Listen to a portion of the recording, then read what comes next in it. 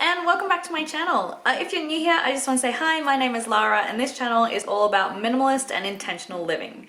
So if this sounds like something that you're keen to get on board with, I do post videos every Thursday, but feel free to subscribe and ring the bell so that you are notified of when they pop up. Today we're talking about small changes that you can make towards minimalism. Sometimes I think that minimalism and minimalist lifestyle can seem a bit scary and like that crazy extreme minimalism where it's like, I own 4 chairs and that's it. But I am a minimalist and this is my home. There's a bunch of stuff. So even though it can be a scary word, it doesn't have to be in action. If you are looking to start your minimalist journey, or you simply want to dip your toes in and see what it's all about, but you're not sure how to start, and you'd like a couple of easier ways to get this moving along and begin your journey, then that's what we are talking about here today. One of the first really easy things that you can do to start your minimalist journey is look around your house and get rid of things that are broken. This way, there's no emotional attachment to the stuff that you're throwing away because it is useless and pointless. It's a really simple, easy, non-stressful way to start decluttering. Number 2, remove apps from your phone. I would even challenge you with this one to delete some of the things that you would like to spend less time on. They're apps, you can download them again. It's not as if you can only put them on there once and then that's it forever. Number 3.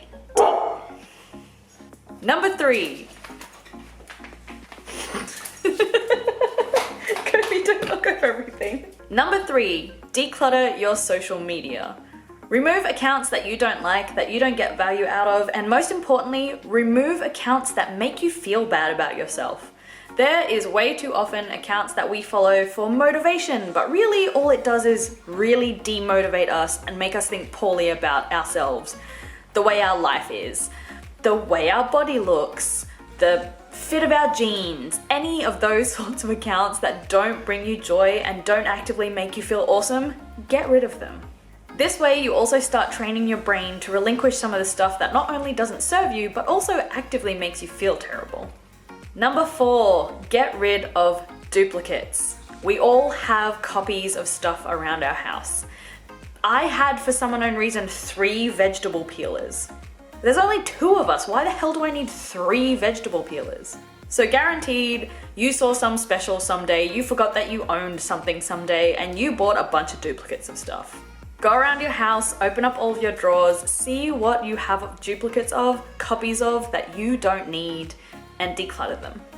Now let's go on to some of the more cluttery-ish items, the stuff that just ends up building just a minefield of mush in your brain. So number 1 is to go paperless. Number 1 on that list, but technically it's like number 4 or 5 or whatever. 4, 5? 5, according to my notes. Go paperless.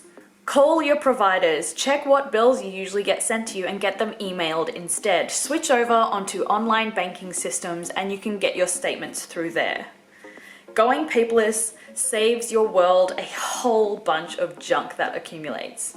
Number 6 is to unsubscribe from emails. Now, if you've been on this channel for a little bit, you know that I'm a huge fan of Unroll Me. It's a free service and it literally you can select everything that you are subscribed to and go unsubscribe, unsubscribe, or you can click put into my roll. And what this site does is it then bundles all of your subscriptions into just the one email, which you get daily, and it will just kind of say, here's every subscription thing that you have received from today.